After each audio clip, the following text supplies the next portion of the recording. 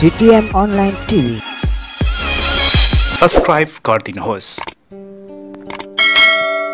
यस सहयोगी बचत तथा ऋण सहकारी संस्थाका सचिव म भविश्वर लिम्बू यो कार्यक्रम सञ्चालनको लागि अनुमति चाहन्छु र यो 12औं वार्षिक साधारण सभालाई अगाडि बढाउनको लागि म अध्यक्षसँग अनुमति माग्दछु र यो 12औं वार्षिक साधारण सभाको उद्घाटन सत्रमा यो साधारण सभा तथा चौथो अधिवेशनको अध्यक्षता ग्रहण गरिदिनुको लागि म यस संस्थाका अध्यक्ष श्री शोभा पौडेलज्यूलाई म हार्दिक अनुरोध गर्दछु।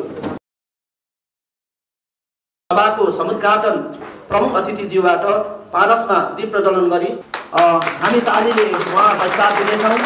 हाम्रो यो तपाईहरुलाई विभिन्न कष्टका साथ यहाँ आइपुग्नु भएको छ। यो कार्यक्रमको समापनको लागि तपाईहरुलाई अब शब्दबाट स्वागत गरिदिनको लागि म यस संस्थाका उपाध्यक्ष श्री दिलबहादुर लिम्बूलाई हार्दिक अनुरोध गर्दछु।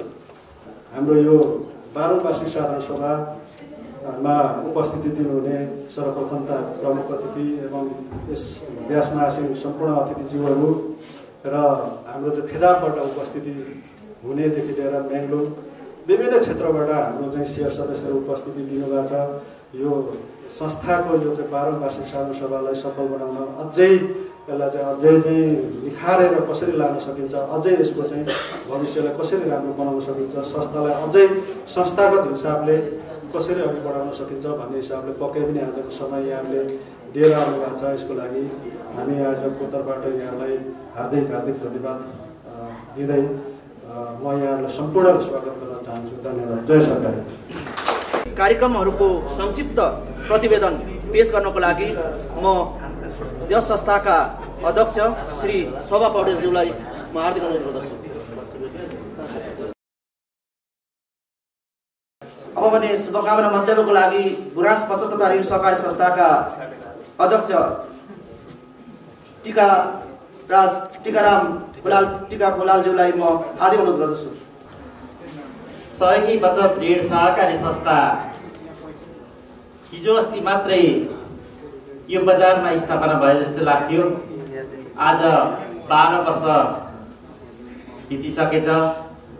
जुन यो मेङलुङ बजार र फेदाब गाउँपालिकाबाट स्थापना भएको सहकारी आज हामीले तेह्रतुम्बा जुन रहँदै संघीयताको जुन यहाँ संरचना स्थापना भयो, त्यो स्थापनाले आज जुन यो एउटा संस्था जुन प्रदेश सरकारको मातहतमा परेर आज तेह्रतुम्बा रहने विभिन्न क्षेत्रका वित्तीय संस्थाका साथीहरूलाई जुन यो सहयोग गर्ने अवसर पुर्याएको छ, यो हाम्रो लागि अति नै एकदम गौरवान्वित मान्नुपर्छ। ऋण सहकारी संस्थाका अध्यक्ष कृष्ण प्रसाद सुवेदीज्यूलाई म शुभकामना मन्तव्यको लागि हार्दिक अनुरोध गर्दछु। वित्तीय क्षेत्रमा बैंक, नेपाल बैंक र एउटा नारायणी नेसनल जुन अहिले सनराइज बैंक छ, त्यो दुईटा वित्तीय संस्थाहरू र कृषि विकास बैंक तीनटा भएको अवस्थामा 12 वर्ष अगाडि स्थापना भएको। त्यतिखेरको आर्थिक गतिविधि मलाई पनि अलिअलि थाहा छ। त्यतिखेर धेरै आवश्यकता भएर त्यसको विशेष पहल त भूपत दाइले संस्थापक अध्यक्षज्यूले नै गर्नुभएको थियो। उहाँले स्थापना गरेर अहिले यो अवस्थासम्म ल्याउन सदस्यहरूले धेरै अहोरात्र खटिएर काम गर्नुभएको छ र यो एउटा चाममा पुगेको छ। अहिले तेलफुन जिल्लाको सबभन्दा पुरानो संस्था त नभनौँ, वित्तीय कारोबार गर्नेमा सबैभन्दा ठुलो संस्थाको रूपमा हामीले बुझ्नुपर्ने हुन्छ। यो उद्घाटन सत्रमा आफ्नो शुभकामना मन्तव्य राखिदिनुको लागि म ग्लोबल आइएमई बैंक म्याङ्लुङका प्रबन्धक ओम प्रकाश भण्डारीज्यूलाई म हार्दिक अनुरोध गर्दछु। र सम्पूर्ण ब्याङ्कहरूको तर्फबाट उहाँले आफ्नो शुभकामना मन्तव्य राखिदिनु हुनेछ। सर्वप्रथम यस प्रतिवेदनमा आए अनुसार संस्थाले यो जुन 12औं वर्षमा उल्लेखनीय प्रगति गरेको हामीले महसुस गरेका छौं। जुन अध्यक्षज्यू एवं लेखा संयोजकज्यूले प्रस्तुत गर्नुभएको आर्थिक प्रतिवेदन एवं आर्थिक वर्ष 77-78 मा भएका गतिविधिहरू लगायत आगामी वर्षको योजनाहरूबाट प्रष्ट हुनेछ। संस्थाले 12औं वर्षको खुड्किलो पार गर्दै गर्दा लगभग 2 करोड भन्दा माथि शेयर पुँजी सङ्कलन गरी 12.5 करोडको हाराहारीमा लगानी गर्नलाई 12 करोड जति डिपोजिट सङ्कलन गरेको देखिएको छ। यसमा तपाईँ आम शेयर सदस्यहरूको भूमिका अहम रहेको पाइन्छ। सहकारी संस्था सदस्यतामा आधारित हुन्छ। यसको सबैभन्दा महत्त्वपूर्ण क्षेत्र पक्ष र यसको आधारबिन्दु बनेको सहकारीको सदस्यता हो। सदस्यहरूको सक्रियता, सदस्यहरूको इमान्दारिता र सदस्यहरूको क्रियाशीलता, यो 3टा विषयलाई राम्ररी अगाडि लान सक्यो र सदस्यहरूलाई सन्तुष्टता दिन सक्यो संस्थाले, अनि आफ्ना कर्मचारीहरूलाई चित्त बुझ्दो गरी काम लिन र उहाँहरूको मनस्थितिलाई सन्तुष्टि दिन सक्यो भने हामीले भन्नुपर्छ सहकारी त्यो सफल सहकारी हो। तथा पूर्व अध्यक्ष र सम्मानित व्यक्तित्व श्री भूपति लाल श्रेष्ठज्यूलाई म हार्दिक अनुरोध गर्छु। साथीहरूको एउटा सामूहिक एउटा जुन टिम स्पिरिट छ, जुन तपाईँको चाहिँ कार्य सम्पादन छ र आफ्नो चाहिँ एकदम भूमिका छ, म त्यो सबै साथीहरूलाई, सहयोगका साथीहरूलाई म चाहिँ हार्दिक बधाई ज्ञापन गर्न चाहन्छु। यो उद्घाटन सत्रको अन्तिम चरणमा पुगेका छौँ। अब भने यस कार्यक्रमका प्रमुख अतिथि जिल्ला समन्वय समितिका प्रमुख शिवप्रसाद ढुङ्गानाज्यूलाई म आफ्नो मन्तव्य राखिदिनको लागि हार्दिक अनुरोध गर्छु। मैले बुझेको सहकारी संस्था के रहेछ भने धेरै मान्छेहरूले लगानी गर्ने, धेरै मान्छेहरूले मुनाफा लिने, तर थोरै मान्छेहरूले मेहनत गर्नुपर्ने सहकारी संस्था रहेछ। हामी झट्ट हेर्दाखेरि साझा हाम्रो सबैको मेहनतबाट, हाम्रो लगानीबाट हामीले रिटर्न लिने भन्छौँ, तर होइन रहेछ। मलाई आज त्यस्तो लाग्छ। मेरो भूमिका यो सहकारी संस्थामा स्थापना गर्ने बेलामा केही भूमिका रह्यो।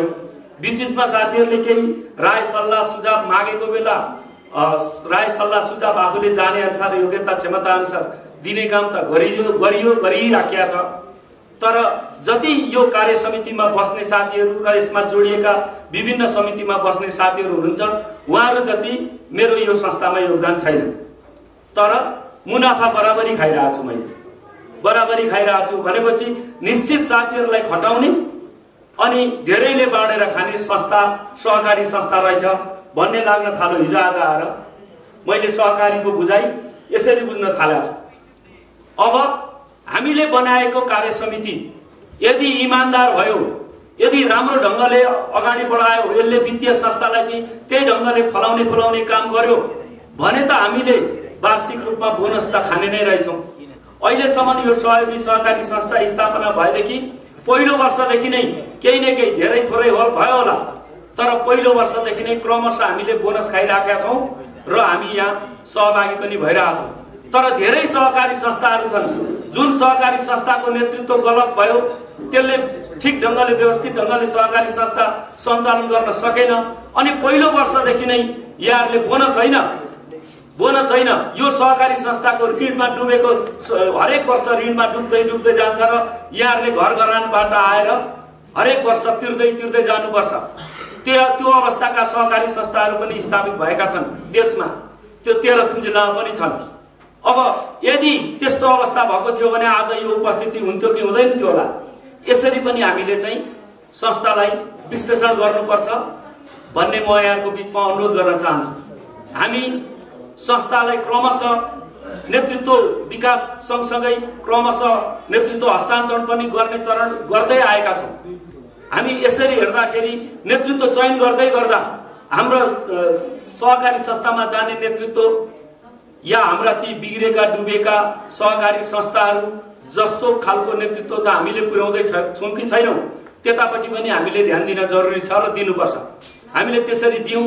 अनि अघि कुरा आएको छ, हरेक खास समयमा सदरमुकाममा आएका बेला शेयर सदस्यहरू त्यो हाम्रो सहकारी संस्थामा प्रवेश गर्यौँ, हेऱ्यौँ त्यसको चाहिँ आर्थिक कारोबार के भइरहेछ, त्यसको व्यवस्थापन कसरी चलिरहेछ, ऋण कति गइरहेछ, कति उठिरहेको छ, उठेको छ कि छैन, यी कुराहरूलाई पनि ध्यान दिन सक्यौँ भने मात्रै हामीले खास समयमा हामीले यसको चाहिँ केही मुनाफा लिन सक्छौँ। यो उद्घाटन सत्र समापन गरिदिनुको लागि म आजका अध्यक्ष, यस सहयोगी 75 सहकारी संस्थाका अध्यक्ष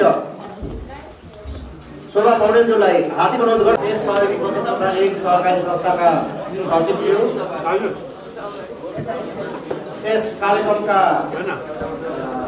संस्थापक अध्यक्ष तथा पूर्व अध्यक्षज्यू र यस कार्यक्रमका प्रमुख अतिथि जिल्ला समन्वय समितिका प्रमुखज्यू र यहाँ उपस्थित संस्थाका पूर्व उपाध्यक्षज्यू र विभिन्न बैंक तथा वित्तीय संस्थाका प्रमुख तथा प्रबन्धकज्यूहरू र जिल्ला सहकारी सङ्घ 75 सहकारी सङ्घका प्रमुख तथा प्रतिनिधिज्यूहरू र यहाँ उपस्थित सम्पूर्ण आदरणीय शेयर सदस्य ज्यूहरू लगायत हाम्रो सहयोगी संस्थाका सम्पूर्ण कार्य समितिका पदाधिकारीज्यूहरू, हामी यस संस्थाका आदरणीय जुन 12औं अधिवेशनमा आफ्नो अमूल्य समयलाई व्यवस्था गर्दै यहाँ उपस्थित भएर आफ्नो साथ सहयोग दिइरहनु भएको छ र अब यो खुल्ला सत्र सकिएपछि बन्द सत्रको सुरु हुने कुरा पनि यहाँ जानकारी गराइसकेको छ। TTM Online TV सब्स्क्राइब गरिदिनुहोस्।